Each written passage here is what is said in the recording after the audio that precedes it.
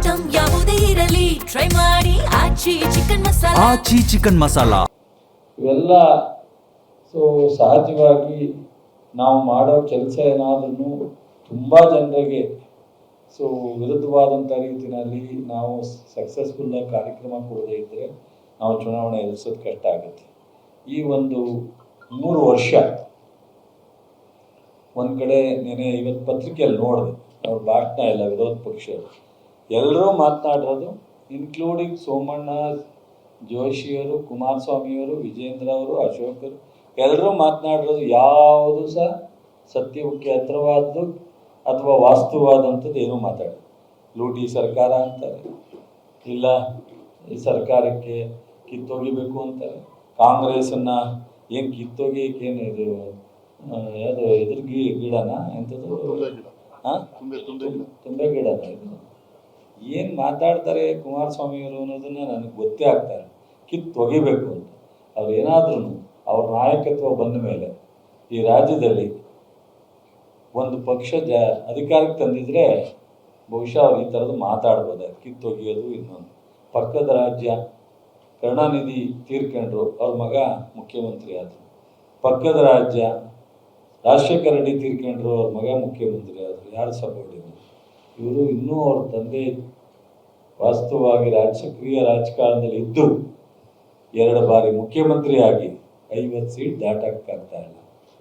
ಯಾರ್ದಾರ ಒಂದು ಪಕ್ಷದ ಸಪೋರ್ಟ್ಗೆ ಹೋಗಿ ನಿಂತ್ಕೋಬೇಕಾಗುತ್ತೆ. ಅವರ ಭಾಷೆ ಸಿದ್ದರಾಮಯ್ಯವ್ರ ಬಗ್ಗೆ, ಡಿ ಕೆ ಅವರ ಬಗ್ಗೆ, ಕಾಂಗ್ರೆಸ್ ಪಕ್ಷದ ಬಗ್ಗೆ ಮಾತನಾಡ್ತಕ್ಕಂಥ ಭಾಷೆ ನೋಡಿದ್ರೆ ಬಹುಶಃ ಅವ್ರಲ್ಲೇ ಒಂದು ಸ್ಥಾನಕ್ಕೆ ಗೌರವ ತರುವಂಥ ಭಾಷೆಯನ್ನು ಮಾತಾಡೋದು. ವಿಜೇಂದ್ರ ಅವರು ಒಂದು ಬಾರಿ ಶಾಸಕರಾಗಿದ್ದರೆ ಪಕ್ಷದ ಅಧ್ಯಕ್ಷರಾಗಿ ನೋಡಬೇಕಾಗತ್ತೆ. ಅವ್ರು ಶಾಸಕರ ಥರ ನೋಡೋಕ್ಕಾಗಲ್ಲ. ಪಕ್ಷದ ಒಂದು ನ್ಯಾಷನಲ್ ಪಾರ್ಟಿ ರಾಜ್ಯದ ಅಧ್ಯಕ್ಷರಾಗಿ ಕೆಲಸ ಮಾಡ್ತಾಯಿದ್ದಾರೆ. ಅಶೋಕ್ ಒಂದು ವಿರೋಧ ಪಕ್ಷದ ನಾಯಕರಾಗಿ ಕೆಲಸ ಮಾಡ್ತಾರೆ. ಆದರೆ ಮಾತಾಡಬೇಕಾದ್ರೆ ಏನು ರೀತಿ ಮಾತನಾಡ್ತಾರೆ. ಇವತ್ತು ಗ್ಯಾರಂಟಿ ಬಗ್ಗೆ ನಿಮಗೆ ಎಲ್ಲ ಗೊತ್ತಿದೆ. ನಿಮ್ಮನ್ನು ಎಷ್ಟು ಬೆನ್ನತ್ತಿದ್ರು ಈ ಸರ್ಕಾರ ರಚನೆ ಆದಾಗ ಗ್ಯಾರಂಟಿನ ಈ ರಾಷ್ಟ್ರದಲ್ಲಿ ಎಲ್ಲೂ ಘೋಷಣೆ ಮಾಡಿಲ್ಲ. ಮೋದಿಯವರು ಟೀಕೆ ಮಾಡಿದ್ರು. ನಮ್ಮ ಗ್ಯಾರಂಟಿ ಇವತ್ತು ರಾಜ್ಯದ ಆರ್ಥಿಕ ಪರಿಸ್ಥಿತಿ ದಿವಾಳಿ ಆಗುತ್ತೆ ಅನ್ನೋ ರೀತಿಯಲ್ಲಿ ಮೋದಿಯವರು ರೆಫರ್ ಮಾಡಿ ಮಾತಾಡಿದ್ದ ನೀವು ನೆನೆಸ್ಕೋಬೋದು. ಅದೇ ರೀತಿ ಸರ್ಕಾರ ರಚನೆ ಆದಾಗ ಬೆನ್ನತ್ತಿ ನಿಂತಿದ್ರು. ಅವ್ರು ಬೆನ್ನತ್ತಿ ನಿಂತ ಸಂದರ್ಭದಲ್ಲಿ ಮಾಡಲಿಕ್ಕೆ ಸಾಧ್ಯ ಆಗಲ್ಲ ಅಂತ ಮಾಡಿದ ಮೇಲೆ ಇದರಿಂದ ಅಭಿವೃದ್ಧಿಗೆ ಹಿನ್ನಡೆ ಆಗುತ್ತೆ ಅಂತ ಹೇಳಿದರು. ಆಮೇಲೆ ಕುಮಾರಸ್ವಾಮಿ ಅವರು ಇನ್ನೂ ಕೆಟ್ಟದಾಗಿ ಮಾತಾಡಿದ್ರು. ಬೆಳಗಾಂನಲ್ಲಿ ಯಾವುದೋ ಒಂದು ಸಂದರ್ಭದಲ್ಲಿ ರೈತರ ಹೋರಾಟ ಅಂತ ಮಹಿಳೆಗೆ ಎಷ್ಟು ಕೆಟ್ಟದಾಗಿ ಮಾತನಾಡಿದರು. ಅದಾದಮೇಲೆ ಗ್ಯಾರಂಟಿ ಕೊಡೋದ್ರಿಂದ ಹೆಣ್ಮಕ್ಳು ದಾರಿ ತಪ್ತಾರೆ ಅಂದರು. ಅದರ ಅರ್ಥ ಏನೆಲ್ಲ ಆಗುತ್ತೆ ಅಂತ ಇವತ್ತು ನಾವು ನೆನೆಸ್ಕೋಬೋದು. ಇಂಥ ಒಬ್ಬ ಸಂಸ್ಕಾರ ಇಲ್ಲದಲೇ ಮಾತನಾಡ್ತಕ್ಕಂಥವ್ರು ನಮ್ಮ ರಾಜ್ಯದಲ್ಲಿ ನಾಯಕರು ಅಂತೇಳಿ ನಾವೇ ಹೇಳ್ಕೋಬೇಕಾದಂಥ ಪರಿಸ್ಥಿತಿ ನಮಗೆ ಬಂದಿದೆ. ಈ ಒಂದು ನಮ್ಮ ವಿಜೇಂದ್ರ ಅವ್ರಿಗಾಗಲಿ ಅಶೋಕ್ ಆಗಲಿ ಯಾವುದನ್ನು 4-5 ಪತ್ರಿಕೆ ನೋಡಿದೆ.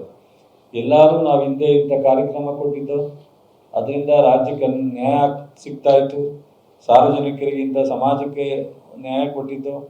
ಈ ಗೌರ್ಮೆಂಟ್ ಬಂದು ಅವ್ರಿಗೆ ತಪ್ಪಿಸಿದ್ರು ಅಂತ ಹೇಳೋದಿಲ್ಲ, ಅಥವಾ ಮುಂದೆ ನಮ್ಮ ಸರ್ಕಾರ ಬಂದರೆ ಇಂಥದ್ದು ಕೊಡ್ತೀವಿ ಅನ್ನೋದಿಲ್ಲ, ಅಥವಾ ಕೇಂದ್ರ ಸರ್ಕಾರದಿಂದ ಕರ್ನಾಟಕಕ್ಕೆ ನಾವು ಈ 2 ವರ್ಷದಲ್ಲಿ ನಾವು 5 ಜನ ಮಂತ್ರಿಗಳಿದ್ದೀವಿ, ಜೋಶಿ, ನಾನು ಅಥವಾ ಶೋಭಾ ಅವರು, ಇನ್ನೊಬ್ಬರು, ನಾವು ಇಂಥದ್ದು ಮಾಡಿದ್ದೀವಿ ಅಂತಿಲ್ಲ. ಯಾವುದೂ ಇಲ್ಲ. ಒಂದು ಕಡೆ ಲೂಟಿ, ಒಂದು ಕಡೆ ಸಿದ್ದರಾಮಯ್ಯ ಟೀಕೆ, ಒಂದು ಕಡೆ ಡಿ ಕೆ ಟೀಕೆ, ಒಂದು ಕಡೆ ಸರ್ಕಾರ ಕಿತ್ತೋಗಿ ಇಟ್ಬಿಟ್ರೆ ನೋ ಸಬ್ಜೆಕ್ಟ್. ಅವರಿಗೆ ಮತ ಕೇಳೋದಕ್ಕೆ, ಮತ ಹಾಕೋರಿಗೆ ಯಾವ ರೀತಿ ಮನಸ್ಸು? ನಾವು 5 ಗ್ಯಾರಂಟಿ ಕೊಟ್ಟಿದ್ದೀವಿ. ಇಡೀ ರಾಷ್ಟ್ರದಲ್ಲಿ ಪಕ್ಕದ ರಾಜ್ಯಗಳು ಸಹ ಗ್ಯಾರಂಟಿಯನ್ನು ನಿಭಾಯಿಸ್ಲಿಕ್ಕಾಗದಲ್ಲೇ ಅವರೇ ಘೋಷಣೆ ಮಾಡ್ಕೊಂಡಿದ್ದಾರೆ. ಗ್ಯಾರಂಟಿನ ನಾವು ಕೊಡ್ಲಿಕ್ಕೆ ಸಾಧ್ಯ ಆಗ್ತಾ ಇಲ್ಲ.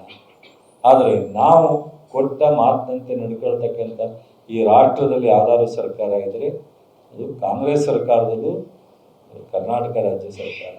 ಸಿದ್ದರಾಮಯ್ಯವರು 5 ಗ್ಯಾರಂಟಿಯನ್ನು ಯಾವುದೇ ವ್ಯತ್ಯಾಸ ಇಲ್ಲದೆ, ಅದು ಬಸ್ ಚಾರ್ಜ್ ಇರ್ಬೋದು, ಬಸ್ಸಲ್ಲಿ ಫ್ರೀಯಾಗಿ ಓಡಾಡುವಂಥ ಸೌಲಭ್ಯ ಇರ್ಬೋದು, ಶಕ್ತಿ ಒಂದು ಯೋಜನೆ, ಗೃಹಲಕ್ಷ್ಮಿ ಯೋಜನೆ ಇರ್ಬೋದು, 2,000 ರೂಪಾಯಿ ಒಂದೊಂದು ಮನೆಗೆ 58,000 ರೂಪಾಯಿ ತಲುಪಿದೆ.